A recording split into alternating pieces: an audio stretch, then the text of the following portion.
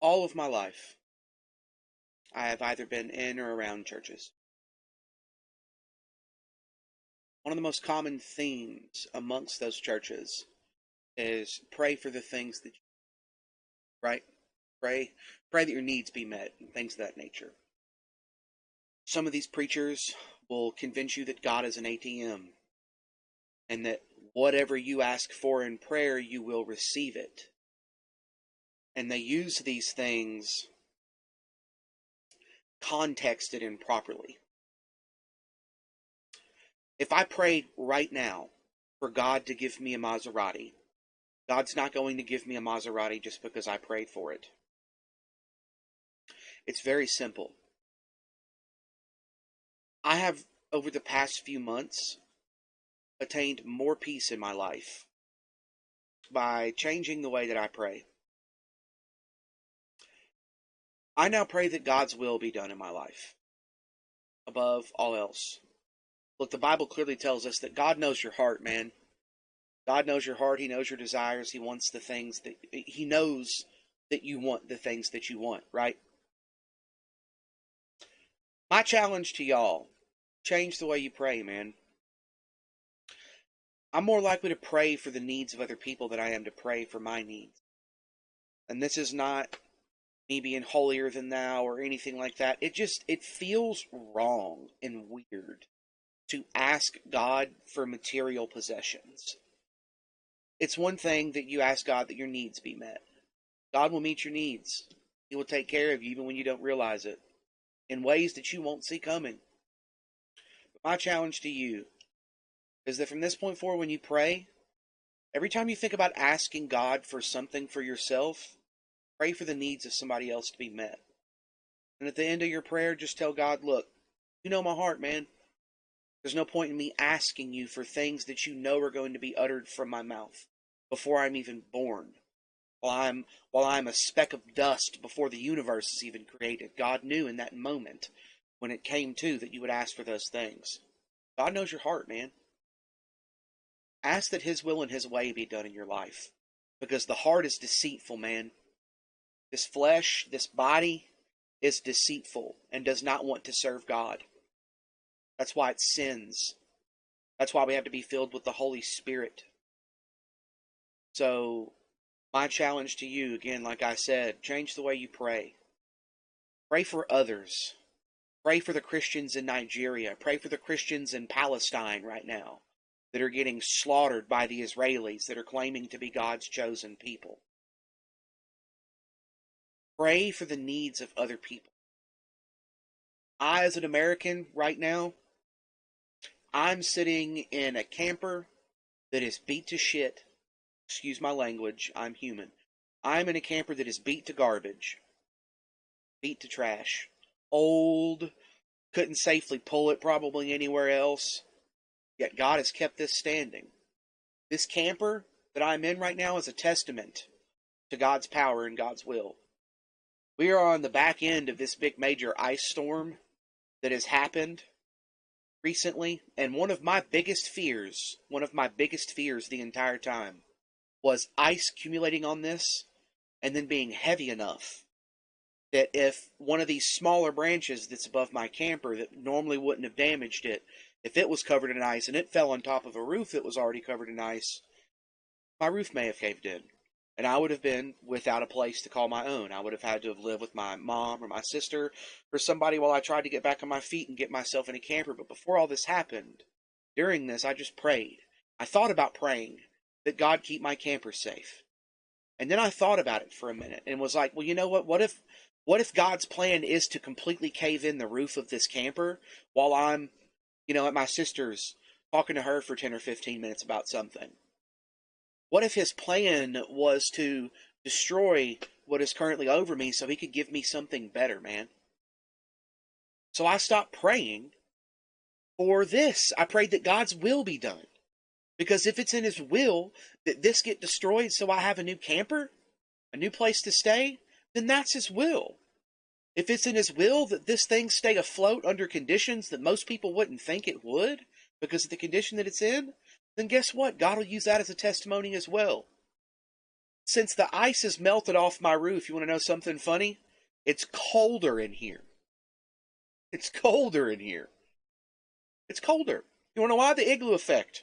When the ice was on top of my daggum roof, any of the heat that was rising couldn't have seeped through any of the leaks and cracks or anything like that that'd be in my roof or in any of my AC and venting that comes through the top.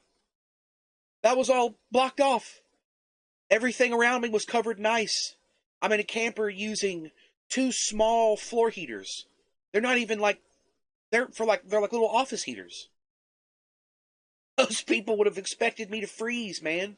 And I thought I was going to. I thought I was going to be cold. I thought I was going to have to shack up over at my sister's or my mom's during this. But I didn't. You want to know why? Because God's plans are better for me than my own plans, man. They just are, dude. They just are. Start praying that God's will be done in your life. You'll learn a lot. You'll find a lot of peace, man. You'll find a lot of peace. I currently live in what would be considered poverty. I'm like below $50 in my account right now.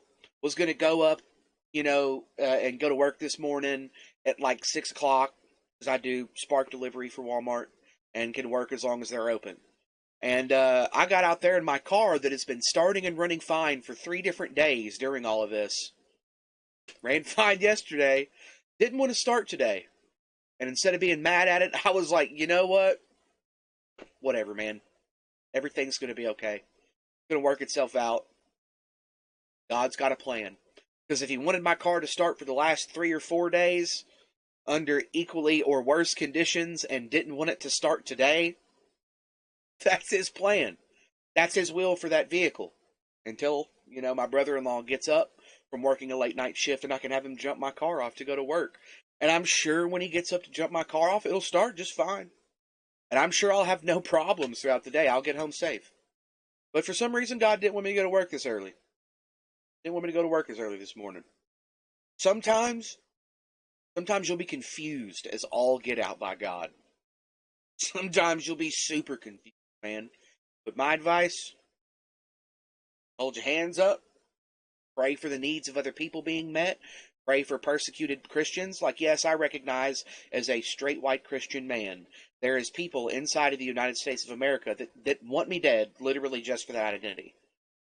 But there is children in Nigeria that have been murdered for the name of the Lord.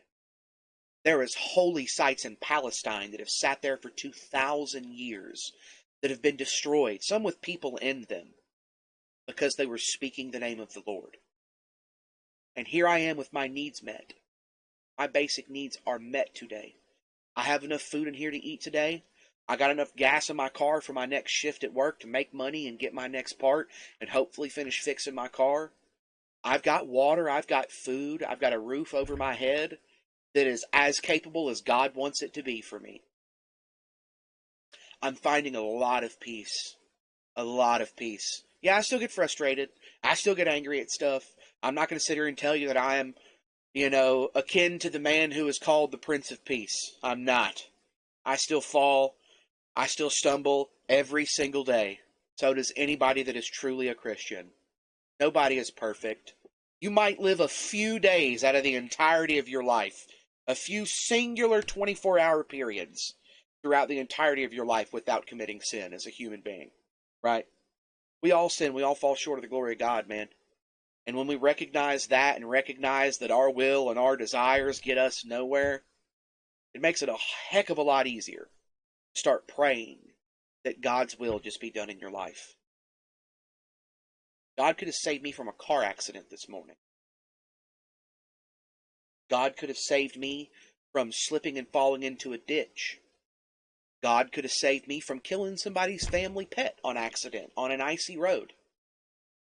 I have no clue why my car didn't start this morning when it's been starting just fine for a week. A year ago, I'd have been pretty mad. This morning, I just got a good laugh out of it and say, all right, I guess I'm not going to work until I get my car jumped off by my brother-in-law. When you truly start understanding that we wrestle not against flesh and blood, when you truly start understanding that the material possessions can't be taken with you, life gets a lot easier, man. And it's not that the life you live is physically going to be here. You will be persecuted for the name of Christ. Will. At some point in your life, you will be persecuted for the name of Christ. People will come to destroy you because of who you believe in and who you worship, who you love. But at the end of the day, man, His will trumps all. His will trumps all, dude. I'd rather live in the conditions that I have right now and have the peace to even realize this than every material thing I ever prayed for in vain be given to me all at once. Don't need a mansion here, bro. I got one in heaven waiting.